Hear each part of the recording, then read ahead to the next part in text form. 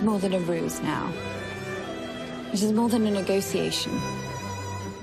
This is not just about finding the best match to impress Lady Whistledown, or the Queen, or any member of the Ten. Welcome back to GMA. That is a scene from the hit series of the holiday season, Bridgerton. The historical romance from Shonda Rhimes follows the young men and women of London's high society. And this morning we are joined by two of the stars, Phoebe Dynevor and Regé-Jean Page. Good morning to both of you. I have to say, I feel like I know you already. I've been spending a lot of time with both of you recently. The show is fantastic. Phoebe, of course, you play the eldest Bridgerton daughter out looking for love in London's marriage market. Regé, you are the ravishing Duke of Hastings, a committed bachelor. And I have to say, woo, the relationship between the two of you, it is tumultuous, quite steamy at times. How did you all work to build this chemistry? And we're told you worked with something known as an intimacy coordinator. What's the deal with that?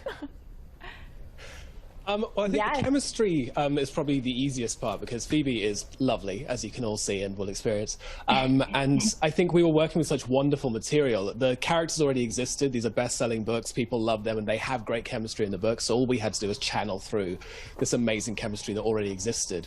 And that's the intimacy coordinator. It's an incredibly natural way of working on this. Phoebe, did you want to talk on that?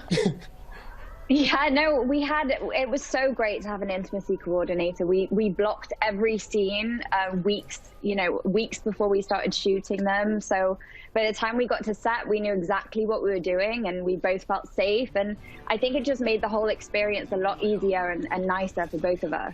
Okay, I have so many follow-ups about the intimacy coordinator, guys, but I am going to move on to the next thing, though.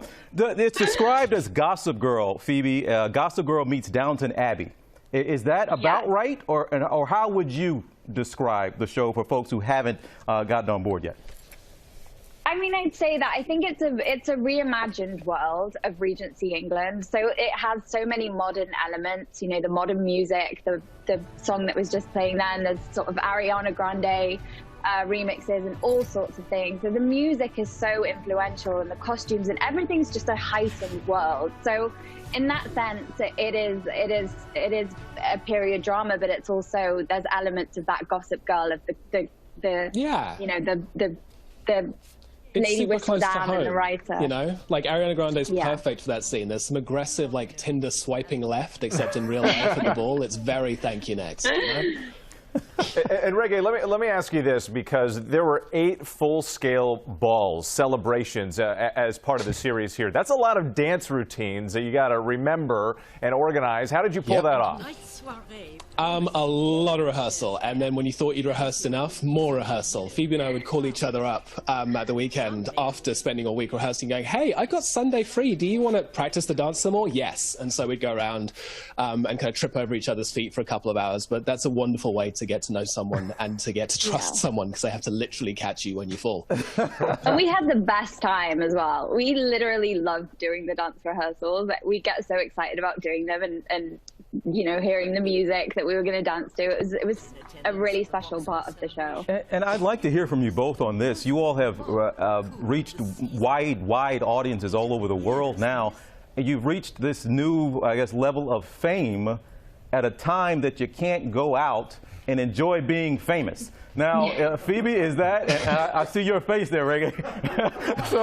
but Phoebe, I'll start with you. What is that like now? You can't be out and about. And even if you go out, you're supposed to have a mask on. How do you enjoy this fame in quarantine?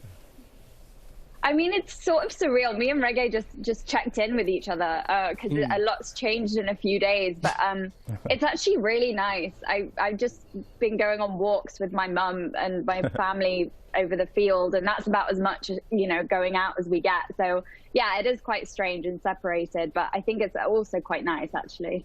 Yeah, I mean, I think it's great because at a time when we're not allowed to be together in communal spaces and have this community, the show's being a way for people to build that online because people are so excited and they get to talk about it. But at the same time, you don't have to do that thing where you go to the grocery store and it takes you 30 minutes more to get to the checkout because you're interacting with everyone. It's like personal life over here, professional life over there. Perfect. Phoebe, I have to ask you quickly about the costumes in this show. They are amazing. I hear you wore 104 different dresses. Wow. 104. Tell us, how brutally painful are those corsets? Be honest. I mean, the corsets aren't so bad. We had Mr. Pearl make all of our corsets, so they were fitted to our bodies, which were amazing. And I lucked out because I only wore a half corset, which isn't as bad as the full one.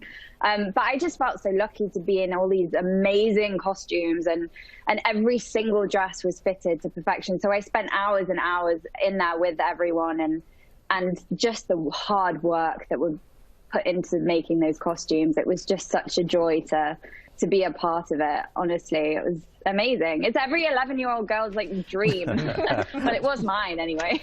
Well, congratulations to both of you. The show is just a wonderful escape. It's fantastic. Bridgerton is streaming now on Netflix, and tomorrow on GMA, 2 more stars from the cast